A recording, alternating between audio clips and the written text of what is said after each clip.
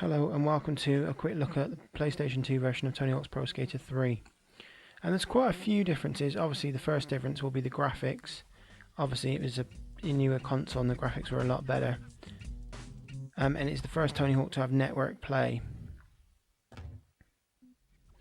It was also the first Tony Hawk game to feature female custom characters. And the creator character in this is like really more advanced compared to the PlayStation 1 version. You can't really edit the face. All the faces are preset. And you've got all different types of skin color. Well, I think there's only 3 actually. But you can change the color if you wish to. I think you can make them green, blue, all sorts.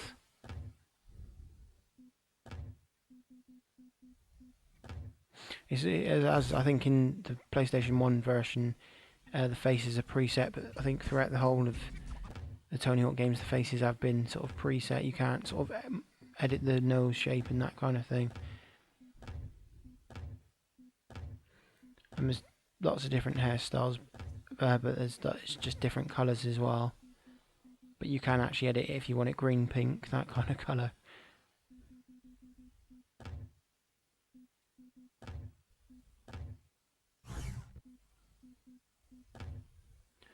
There's not, the hats, there are quite a variety of hats. But the only problem with the hats is if you're using a female character that's got long hair, the hair just disappears and it makes them sort of have a sort of bold, well, skin hair, head cut, if you know what I mean. Which is kind of annoying. But they did eventually fix that, I think, I think it was either Underground or Underground 2.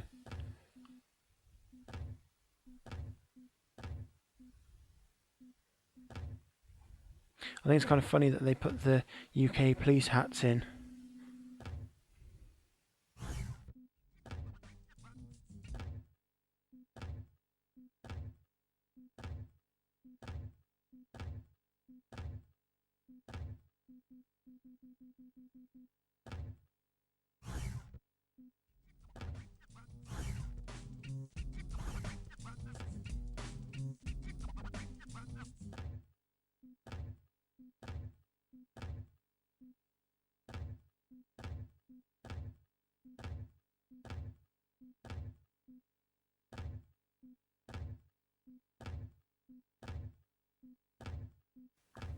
You can also, I'm not sure if you've gone past it, you can actually wear the pro character's clothes as well if you wish to.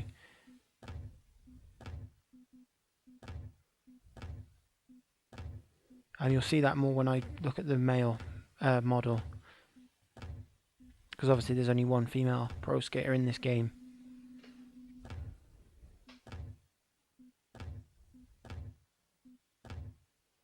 It is actually kind of weird with the created character here because I always thought Tony Hawk 4, because that was the first PlayStation 2 Tony Hawk I ever had, I always thought that was the first one to introduce female skaters, so when I found that out I was a little bit...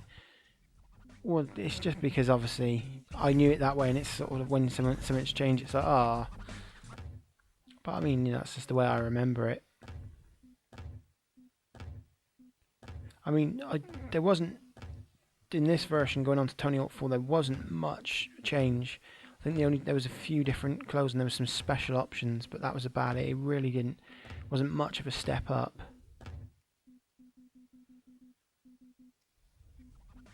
I did actually make a character so I could sort of go for it quicker, but my memory card decided to go corrupt, which is very rare for my memory card to do that, but it has happened.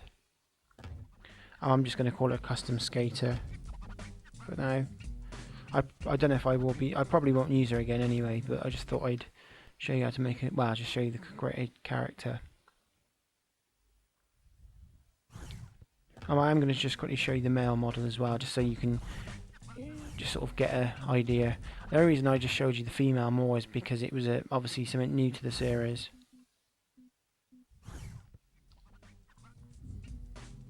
It's not really that much different, obviously, from the female model. There's all sort of things. Here's all the pro skaters' costumes.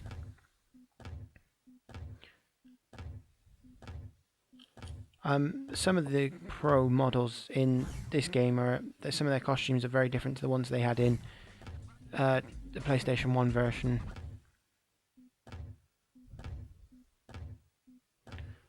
quickly show you there the trousers they have and all that. And then I think we will show you, then I'm going to get on to the park editor, which was a lot more advanced, but still very basic. What I mean by it was more advanced is that it had parts that were never in the PlayStation 1 park editor.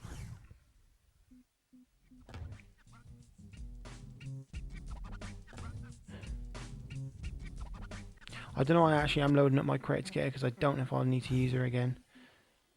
Oh, I might actually in the park editor part actually. I think it would have just been Tony Hawk as usual anyway.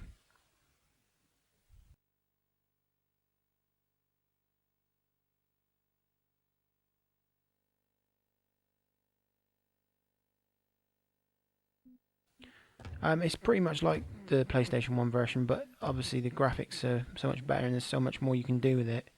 And there's a lot more themes. I think it's school, outdoor, or indoor, sorry, which is this one. And I will show you the final one, which I believe is beach, yeah. I have pre-made a level to show you in a minute so you can get a better idea. It's very basic, I just mocked it up very quickly.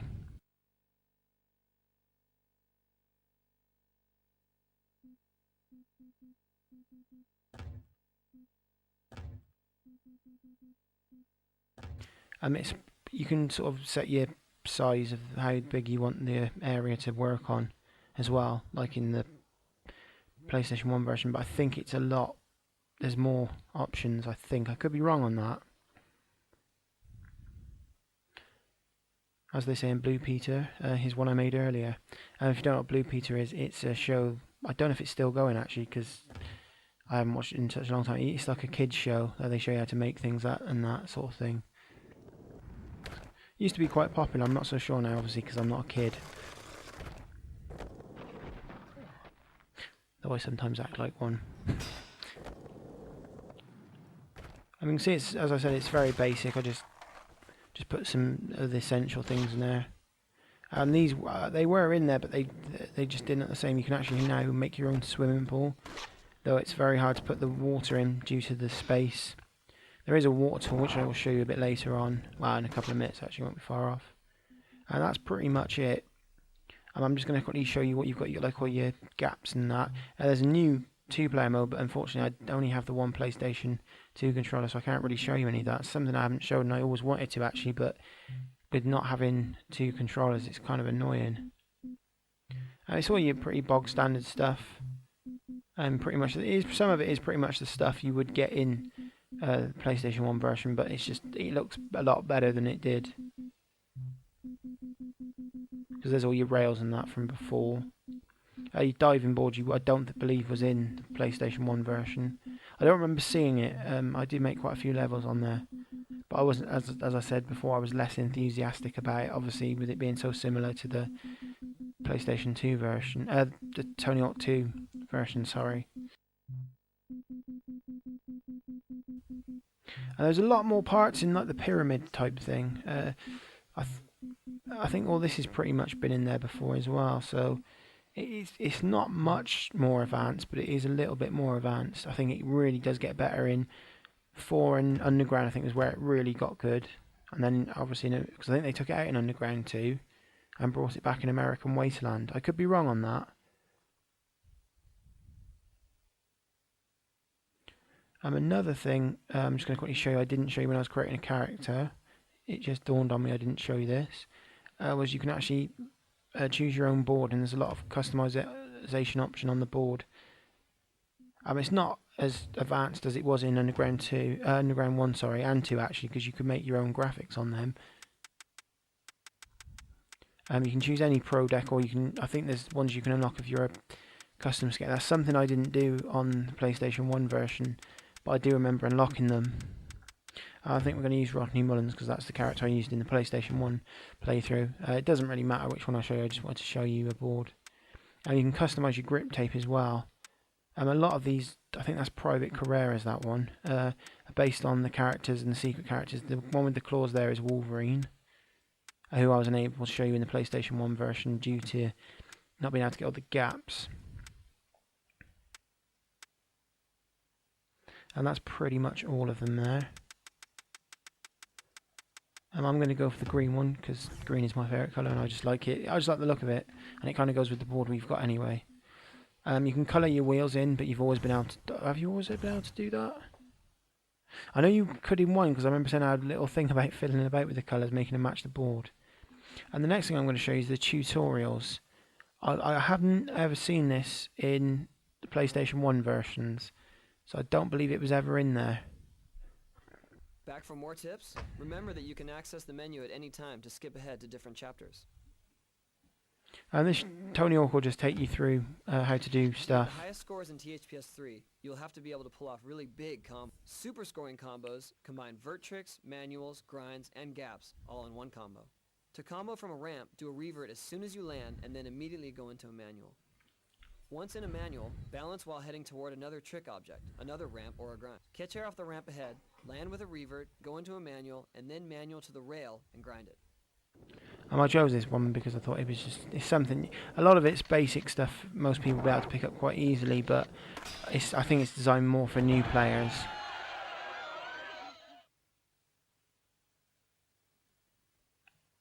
And that's pretty much for that. I just thought I'd show you that. I know it wasn't massively interesting, but I just like to show every aspect as much as I can. I mean, this is only going to be a quick look at because I didn't really want to go through it all again when I'd done it on the PlayStation 1 version. I'm now going to show you the secret characters and then the levels.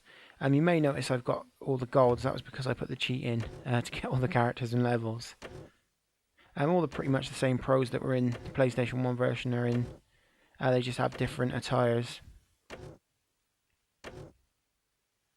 Well, some do. Chad Muska definitely does. That's the only ones I've I think that's the only person that actually might have a different one. Here's the secret ones. That's obviously Darth Maul from Star Wars. If you look at the bloke behind the counter as well, he does actions to some of them. When Darth Maul comes out, he gets force choked. Officer Dick's got a different attire in this one. Ollie the Bum from Tony Hawk 2. He's in Tony Hawk's Pro Skater HD, as well as Officer Dick. This is Kelly Slater from Kelly's latest Pro Surfer. The Neversoft thing at the start. And obviously my created character. But I think it's kind of funny how the guy behind the counter does actions when they come up, some of them. I actually shouldn't have went so fast through them. I didn't get to explain it. I actually think it's kind of cool that they've put Darth Maul in. Yeah, you can hear him getting choked. All the levels are from the PlayStation 1 version are in, but they're in different order, as I said, may have said it quite a few times before. And that was never in the PlayStation 1 version, but the downhill level, in what I think, yeah, it was the last thing video I did. That isn't in this one, so I thought personally I like the downhill level, so I'd rather have that than the cruise ship. I will show you the cruise ship shortly. And the goals are quite different, and you can see people walking around. Which obviously wasn't in the PlayStation 1 version. Probably due to memory would be my guess there.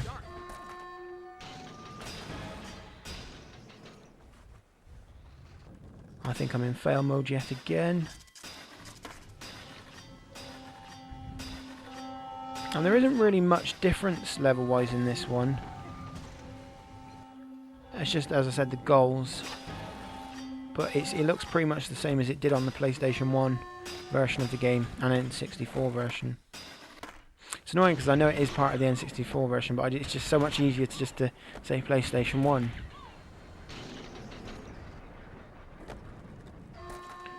Oh, I thought I'd done that. That obviously wasn't there before. It was all like ramps and stuff. One of the main differences that you'll notice in a lot of these levels is some of the stuff that was meant to be like part of the level just looked like parts of a skate park. Mainly in the airport level, the chairs just looked like things to grind on. They didn't look like chairs. You knew they were chairs, obviously, but they just didn't look like... Well, they did look like chairs, but they were more intended to be grinded on, is what I'm trying to say. They were built to be grinded on, so they were made to look like that. Ah, finally got it. I'm going to try and see if I can get the goal where you grind the rail on the melting... I think it's called a melting pot. Or is it the molten pot? Sorry. You have to get it right because the thing will tip and then the rail will be accessible. So you have to really time it. Oh, I just missed the rail, it's going up.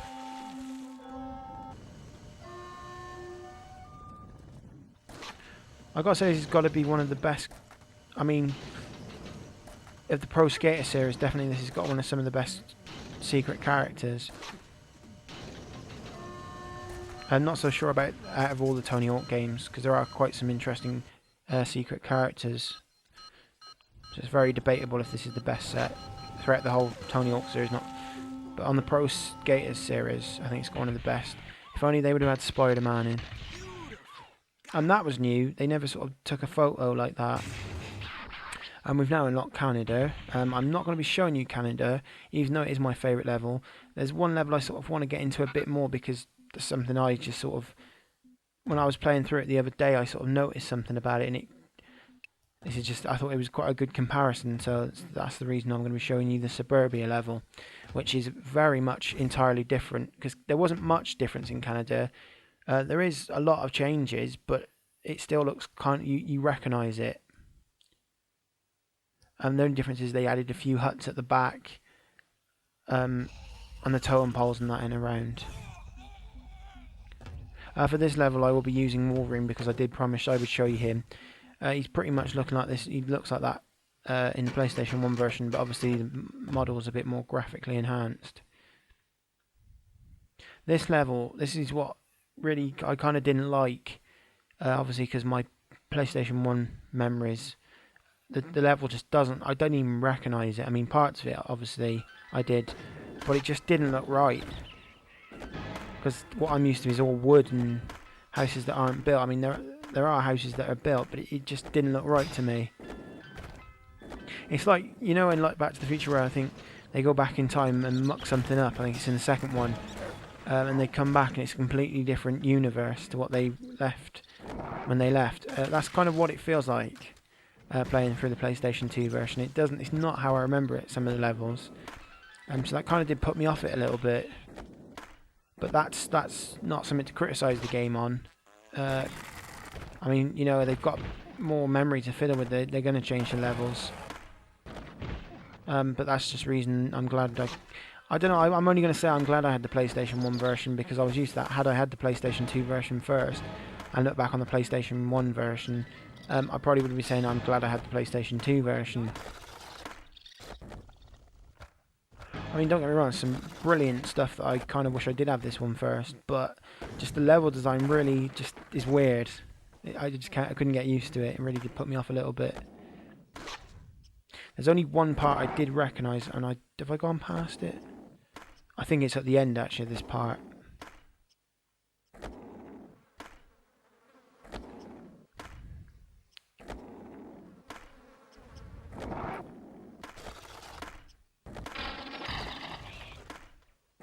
I actually think the goals are a lot harder, so actually I was actually going to play this one because I had 9 goals and I thought I'd get it done quicker.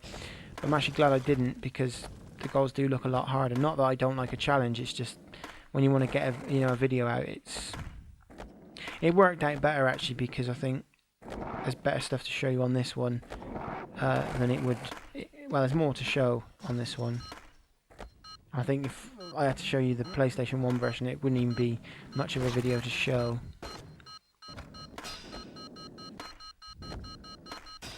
I probably just contradicted myself. This is the bit I remember. And I probably just contradicted myself there, saying that obviously the PlayStation 2 thing's superior, but what I'm trying to say is just how I remember the game. I prefer the PlayStation 1 version, that's all.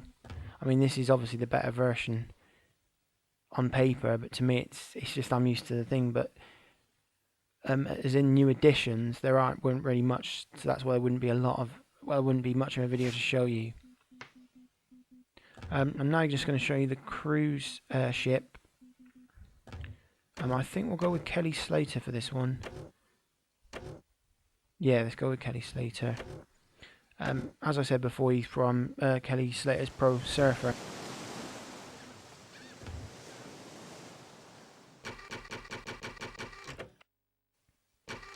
It's not personally a game I played. Here's the other secret levels as well. That's the warehouse, Burnside from Tony Hawk 1, and I've got the other one. Oh, Roswell, New Mexico from Tony Hawk Pro Skate, Tony Hawk Skateboarding or Pro Skater 1. I'm just going to refer to it as Tony Hawk 1. I won't be showing you them in this version because I've got something planned for them, but you will get to see them. I do promise you that. Hey, that's it. Now those are All this level really is just a massive, obviously a massive cruise ship, and there's just a load of women talking to you. They say, "Oh, I want to see you do this trick or something," I think. But doing so doesn't actually do anything. So maybe that's in the career mode.